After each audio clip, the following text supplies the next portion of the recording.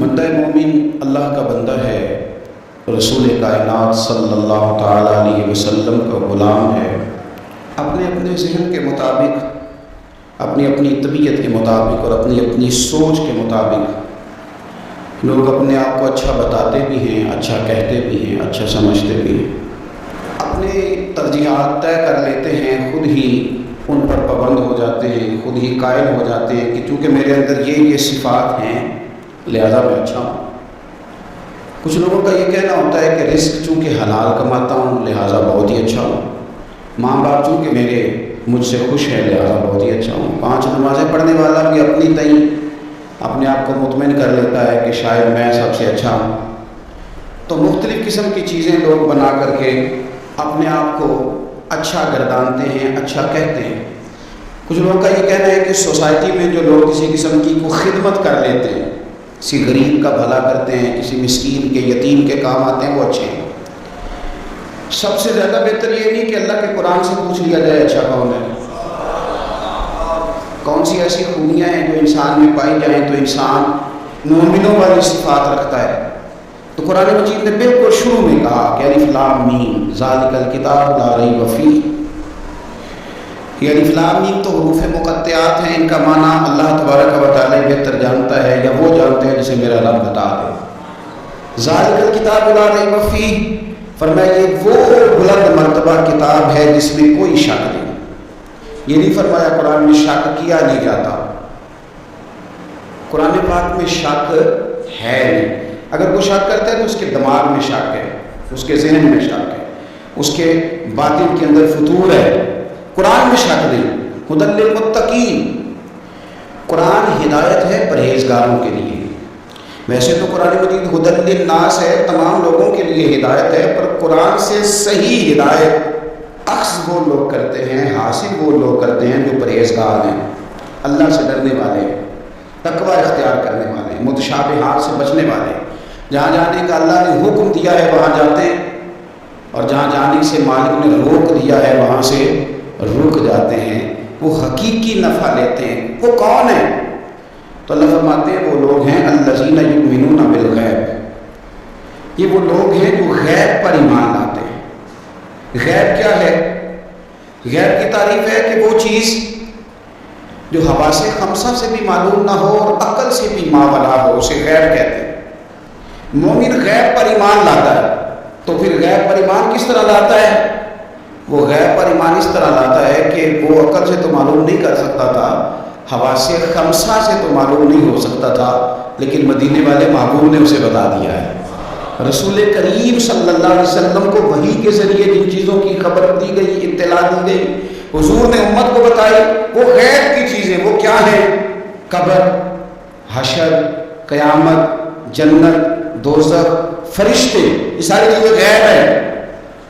مومن ان پر ایمان لاتے ہیں اور ایمان کامل رکھتے ہیں اور یقین رکھتے ہیں، اور یہ یقین مومن کی اخلاقی پوزیشن کو بلند کر دیتا ہے۔ جو اسے پتہ ہوتا ہے کہ قبر میں جاؤں گا، حساب کتاب ہوگا، تو زندگی محتاط گزارتا ہے۔ جب ایمان کامل رکھتا ہے، قیامت کے دن اللہ کی حضور کھڑا کیا جاؤں گا، تو پھر وہ اس دل سے ڈرتا ہے۔ وَلِمَنْ خَافَ مَقَامَ رَبِّهِ جَنَّتَانِ، اور پھر جو ڈرتا ہے رب کہتا ہے میں اسے 2 جنتیں عطا کروں گا، اسے 2 جنتیں دی جائیں۔ تو پہلی ان کی صفت مومن کی، وہ غیب پر ایمان رکھتا ہے۔ یہ میں نے بھی دیکھنا ہے، آپ نے بھی دیکھنا ہے، وہی پر ایمان کتنا ہے۔ ہماری آنکھوں کے سامنے کہ ہر وقت دنیا گھومتی ہے، یا قبر حشر کا بھی کوئی نقشہ نگاہوں میں رہتا ہے؟ دنیا کے مد و جزر، حساب کتاب، پیسے کا لین دین، جائیداد کی خرید و فروخت، یہی صرف ہمارا زندگی کا سرمایہ حیات ہے، یا آخرت کے لیے بھی کچھ جمع کرنے میں کامیاب ہوئے؟ یؤمنون بالغیب کی عملی صورت بھی کوئی ہماری زندگی میں ہے؟ پھر قرآن مجید نے کہا وَيُقِيمُونَ الصَّلَاةَ، مومن کی دوسری صفت یہ ہے کہ وہ نماز قائم کرتے ہیں۔ نماز قائم کرنے کا معنی ہر مفسر نے یہی لکھا ہے کہ قائم کرنے کا معنی یہ ہے کہ تو نماز ظاہری آداب کے ساتھ بھی پوری ادا کرے اور باطنی آداب کے ساتھ بھی ادا کرے۔ تیرا لباس پاک ہو، جگہ پاک ہو، نماز کا وقت موجود ہو، نیت تیری حاضر ہو، یہ ظاہری آداب ہے، اور تیرا باطن نماز کے ساتھ جڑا ہوا، تو اپنے قلب سے، روح سے اپنے مالک کی بارگاہ میں حاضر ہو۔ کس طرح؟ خود میرے کریم محبوب علیہ السلام نے بخاری مسلم میں وضاحت کر دی، فرمایا رب کی عبادت اس طرح کرو کہ تم اسے دیکھ رہے ہو، اور اگر یہ نہیں ہو سکتا تو اتنا ہی کر لو کہ وہ تمہیں دیکھ رہا ہے۔ اس کیفیت کے ساتھ آپ نماز پڑھتے ہیں تو باطنی آداب بجا لاتے ہیں۔ پھر فرمایا وَمِمَّا رَزَقْنَاهُمْ يُنْفِقُونَ، جو ہم نے انہیں دیا ہے اس میں سے ہماری راہ میں خرچ کرتے ہیں۔ اللہ کی بارگاہ میں صدقات، خیرات، زکوٰۃ، ان کے ساتھ رب کا قرب حاصل کرتے ہیں۔ اللہ نے جو تقسیم رکھی ہے کہ بعض کو مالک امیر بنا دیتا ہے، بعض کو غریب بنا دیتا ہے، تو وہ پھر صدقات کو ٹیکس نہیں سمجھتے، وہ کسی کو دینے میں بوجھ محسوس نہیں کرتے، وہ سمجھتے ہیں یہ تو مالک کی تقسیم ہے، میرے اس نے ذمہ لگایا ہے، میں نے دینا ہے۔ وہ سمجھتے ہیں کہ اللہ تبارک و تعالیٰ نے فضل کے ساتھ میرے ذمہ لگایا تھا کہ میں جاؤں اور اللہ کے کچھ بندوں کو میں اللہ کے دیے ہوئے رزق سے دوں۔ کچھ مفسرین نے یہاں بات کو اور کھولا ہے، وہ کہتے ہیں رزق سے مراد ہے جو بھی اللہ نے دیا ہے، پیسے دیے ہیں تو وہ اللہ کے راستے میں دے، علم دیا ہے تو اسے بانٹے، اگر کسی کو اللہ نے معرفت دی ہے تو اپنے فیض سے لوگوں کو قریب کرے اللہ، وہ پھر وہ علم آگے بانٹے، وہ تقسیم کرے، تیرے پر جو کچھ بھی ہے نا دیا ہوا تو رب کا ہے، تو نہ بچا بچا کے تو رکھ اسے، تیرا آئینہ ہے وہ آئینہ، شکستہ ہو تو عزیز تر ہے نگاہ آئینہ ساز میں، تو اسے بانٹنا شروع کر، تو دینا شروع کر۔ اور لوگوں کا خیال ہوتا ہے کہ بانٹنے سے کم ہوتا ہے، نہیں، بانٹنے سے بڑھتا ہے۔ کنویں سے سارا پانی نکال لو تازہ آ جاتا ہے، شرط یہ ہے کہ سارا نکل جائے۔ آپ علم جتنا بانٹتے ہیں اتنا یہ بڑھتا ہے۔ آپ جب بات کر رہے ہوتے ہیں، علم دے رہے ہوتے ہیں، تو وہ صرف دوسروں پر اثر تو نہیں کرتی، جب آپ بات کرتے ہیں تو آپ کی بات آپ پر بھی اثر کرتی ہے، تو آپ کا علم بانٹنے سے مضبوط ہوتا ہے، وہ دینے سے بڑھ جاتا ہے۔ اس لیے حضرت مولانا شیر خدا رضی اللہ تعالیٰ عنہ فرمایا کرتے تھے کہ علم مال سے بہتر ہے، مال کی حفاظت کرنی پڑتی ہے اور علم بندے کی حفاظت کرتا ہے، وہ اس کے گرد حصار بنا دیتا ہے، حفاظت جو اللہ نے تجھے دیا بانٹ اس کے راستے میں۔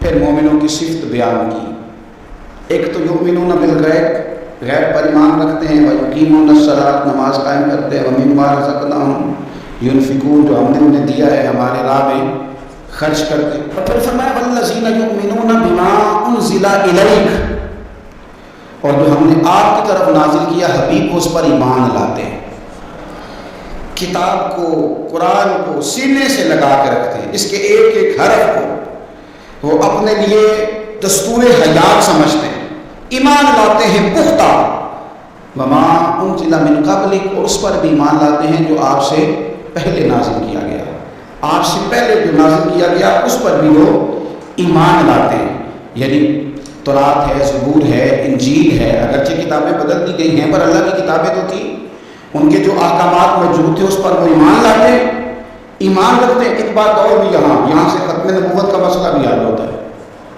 کہا گیا ایمان دو چیزوں پہ ہے، والذین یؤمنون بما انزل الیک وما انزل من قبلک، ایک اس پر ایمان لاتے ہیں جو آپ پہ نازل ہوا، اور ایک اس پر جو آپ سے پہلے نازل ہوا۔ یہ نہیں فرمایا کہ آپ کے بعد بھی کچھ نازل ہوگا، پہلے نازل ہوا جب آپ پر نازل ہوا، آپ کے بعد کچھ بھی نازل نہیں ہوگا۔ بتا دیا قرآن مجید نے یہاں کہ ختم ہو گئی بات، رسول پاک علیہ السلام پر بات ختم ہو گئی، نبوت کا سلسلہ رب نے ختم کر دیا، زندگیاں ختم ہوئی اور قلم ٹوٹ گئے، پر تیرے اوصاف کا ایک باب بھی پورا نہ ہوا، ختم کر دی بات یہاں مالک نے، ختم کر دی۔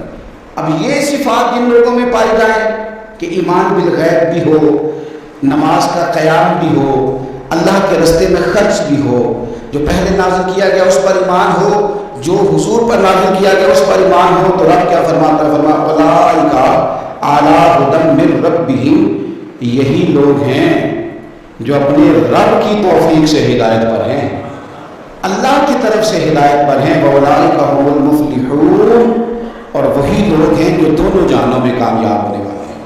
یہ کامیابی والے لوگ یہاں بھی اور وہاں بھی۔